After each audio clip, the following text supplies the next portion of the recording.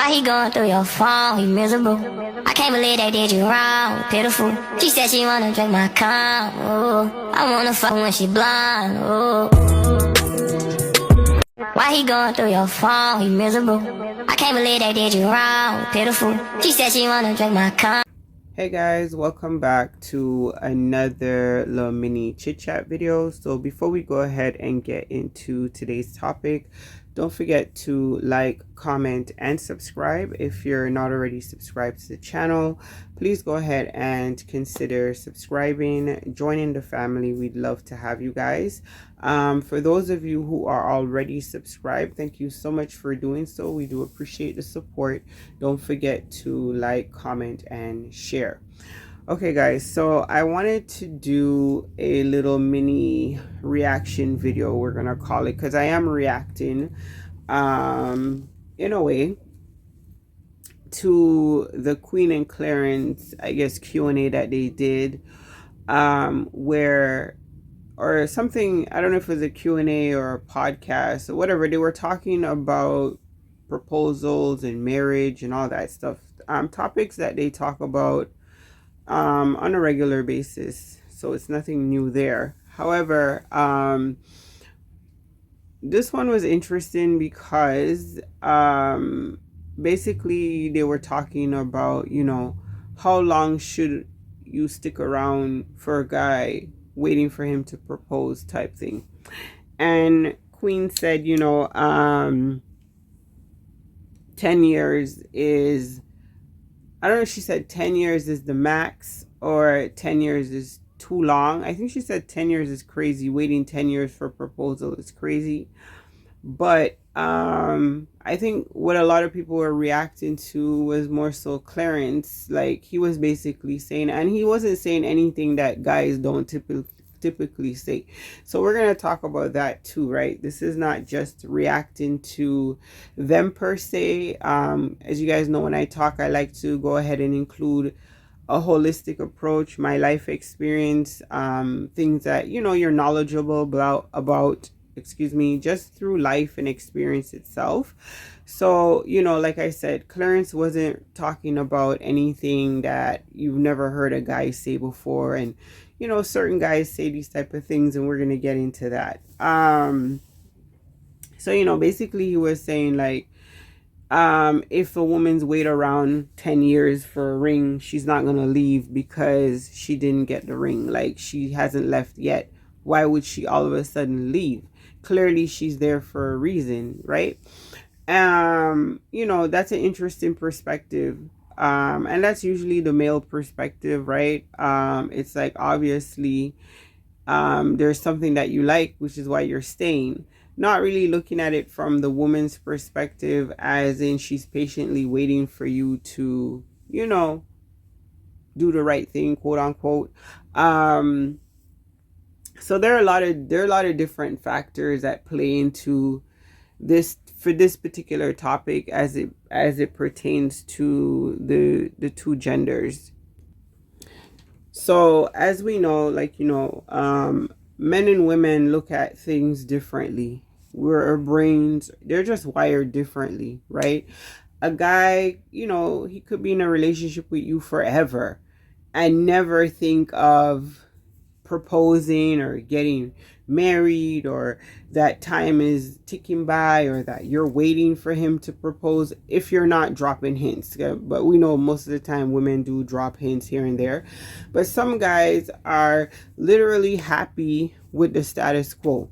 They could stay with you forever and never think about that type of stuff, right? And they don't even mean it in a disrespectful way. That's just how they are. Like, they're one of those, if it ain't broke, don't fix it type of people. And they're just like, why do we want to, you know, rock the boat? Why do we want to change things? Why do we need to do this, do that? And that's, you know, there may be some underlining issues there as it pertains to that final act of commitment. A lot of people have different views on marriage. A lot of people feel that marriage ruins things. And we've seen examples of people who've been together for many, many years quite happily, and then they get married, and within 6 months they break up. Why? Because there are a lot of reasons for that too, which is, we're not going to get into that. That's a separate video. But you know, sometimes that word brings a lot of pressure, that people just don't know how to deal with, and they just can't face it, or they don't want to face it. A lot of people feel like, back to Queen and Clarence, that they've been together for X amount of years, that he hasn't proposed by now, and what's the holdup? Like, why are you not proposing to her? She already did the whole motherhood thing with you. She gave you a beautiful son.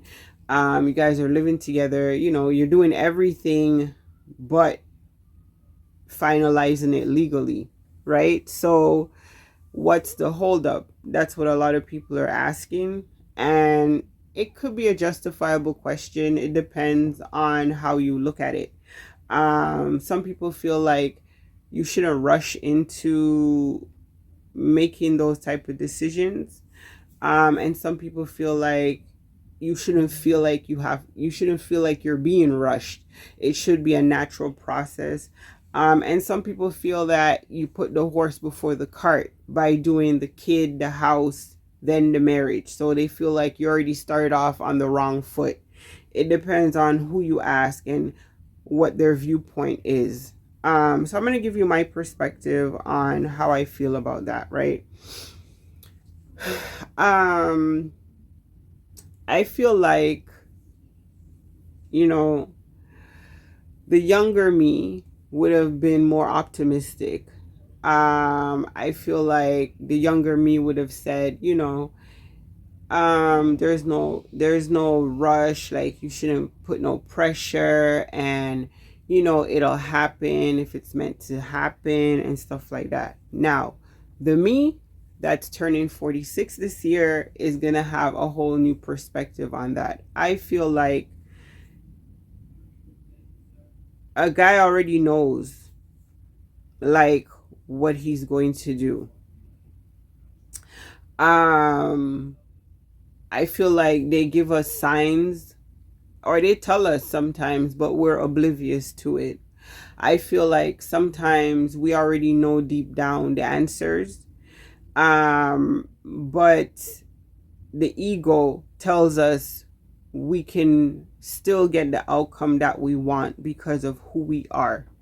A lot of women go through that, right? I can change him, I can change his mind, I can this, I can that.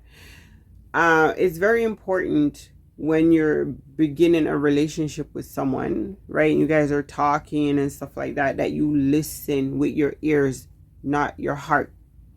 The heart will always fool you and lead you astray. The heart is wishful and the heart is hopeful, right? So you'll always find a way to convince yourself that there's a chance. But your brain, your ears, right to your brain, is just like, he said this, he said that. A lot of the times, guys, girls too, but I'm talking about, you know, as it pertains to men. A lot of the times their views on marriage comes from their own life experience. And for a lot of guys, certain groups will say, you guys know what I'm talking about, don't have that role model, don't have that example, don't have that upbringing, whereas other cultures are more focused on matrimony, you know, marriage first, da da da da da. Now that has its negative stuff too, don't get me wrong, but I'm just talking about as it pertains to the views on marriage, like the viewpoint.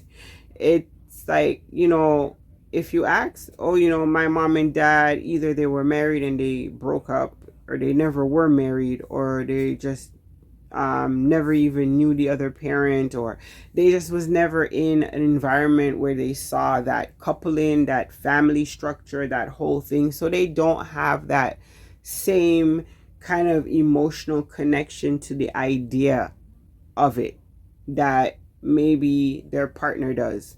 You know, women, even if they don't see that in their personal life, little girls always have that type of, we almost call it that fairy tale vision. That's what we used to call it back in the day. Like the White House, the picket fence, the husband, the kids, the 9 to 5, the whole thing, the PTA, the soccer van, all of it, right? For a long time, that's been the ideology that we aspire to. Um, Even if we didn't grow up seeing it in our own home, we still aspire and we still want it because we see it in television, in our friends' lives, in, you know, just life in general. You see it more as, you know, so that's something that you want for yourself and your children. And a lot of the times the miscommunication, sometimes it's not miscommunication, sometimes people just hear and see what they want, and you know, years later down the road, you know, here we are. So I feel like somebody reacted to it and the guy said, you know, he doesn't feel like Clarence is ready for marriage. And I feel like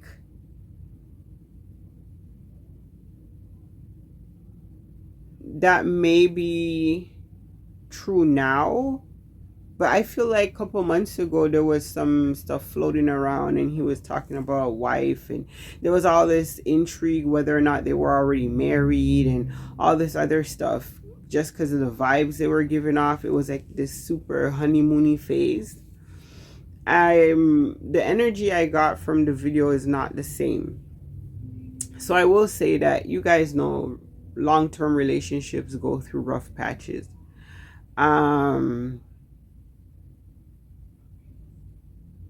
The dynamic to me in the relationship has always been one person is super bubbly and one person is very laid back. Over time, those differences can start to kind of knock heads, right? And the over bubbly person starts to annoy this laid back person. The laid back person starts to annoy the bubbly person because neither is getting what they want in terms of, you know, personality compatibility, right? Relationship is about compromise, and it is about building around that. Like, you're never gonna find somebody that you're 100% perfectly matched with, right? You know, for people who feel that they have, that's great. That's a, you know, that's a luxury if you can feel that way. But realistically speaking, when all that shine and bloom wears off, the compromise is all you have left, right? So that has to be like built on a super strong foundation. Now, when you live in the public eye and all of that, you guys know what I'm saying, right? Every relationship goes through its ups and downs. So, you know, you just never know. But the vibe that they gave off, especially Clarence, which is what a lot of people are focusing on, Queen has always maintained her wants and what she needs and stuff. She's very vocal about it. Like the guy said, it's in her songs. It's every, you know, she's very vocal about it. It's never hidden. And I feel that, you know,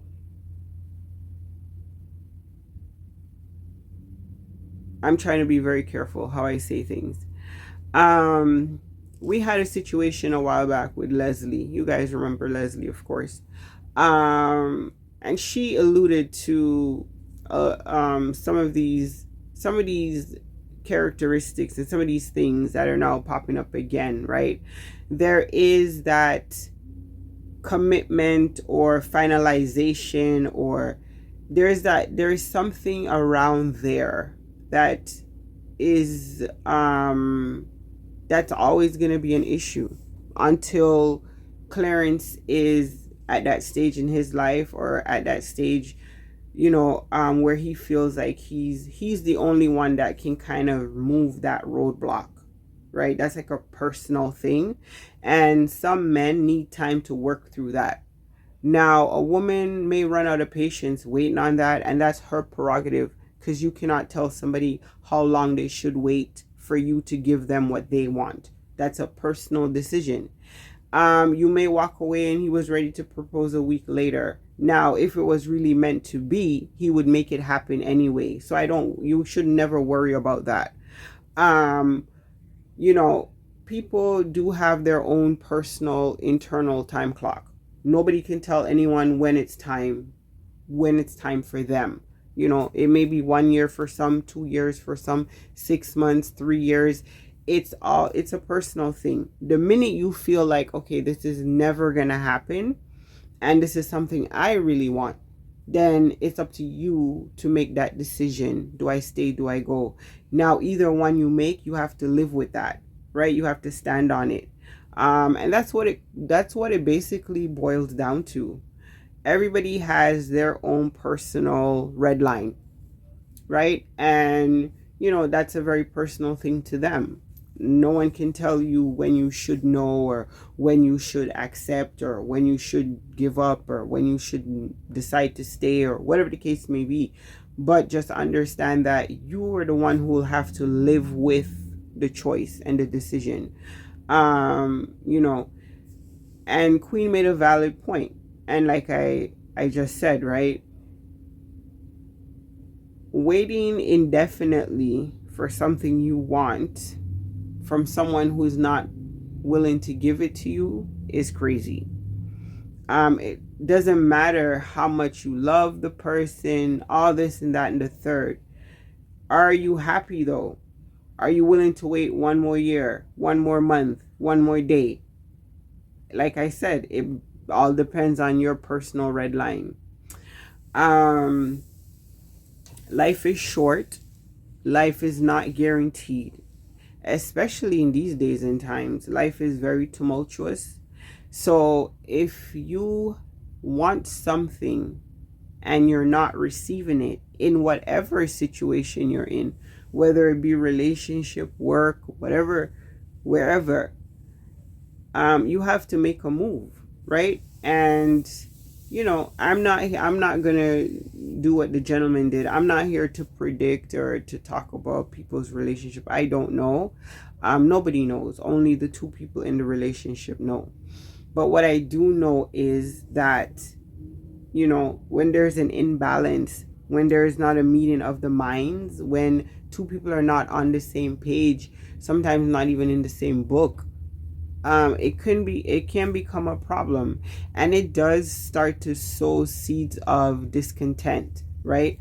I'm going to touch on this last thing and then we're going to wrap it up because now the video is almost 20 minutes. But I do want to say this from, you know, I like to play devil's advocate, and I do like to look at things from a holistic view. I'm not gender biased. I'm not none of that, right? I keep it 100. Sometimes from a guy's perspective, right? When you're a female who is very vocal about your wants and your needs and your wants and your needs, but you don't stand on it, you know, it's almost like the boy who cried wolf. It's like, that's probably, and I feel like, you know, you have to be careful when you do these couple videos, because there are people who sometimes, you know, read into things. But there are sometimes people who just pick up on things just because they can pick up on it, right? And it's not really about you're seeing what's not there. It's just more that you're picking up on it. So when he made the comment, like, you know, she waited 10 years, like she's not leaving, it was very nonchalant the way he said it, right? And that's what a lot of people pounced on it. And the vibe he gave off was like, he know what he talking about, right? It's like, you're not leaving. Whatever, so you're gonna have to show me type of vibe, right? They become tone deaf to your veiled threats and the subliminals and all of that because you do it so much, right? And another year goes by and we're in the same old. We know, I forget the name of it, but we know, you know, celebrity relationships that went through stuff like that. I think I forget the name, but it was a famous couple. They never did get married, and you know, she ended up walking away. And people felt like, oh my God, you wasted so many years, you know what I mean? But the writing was always on the wall, like she just never read it. So, you know, like I said, everybody's own personal red line. But you have to be careful as a woman to not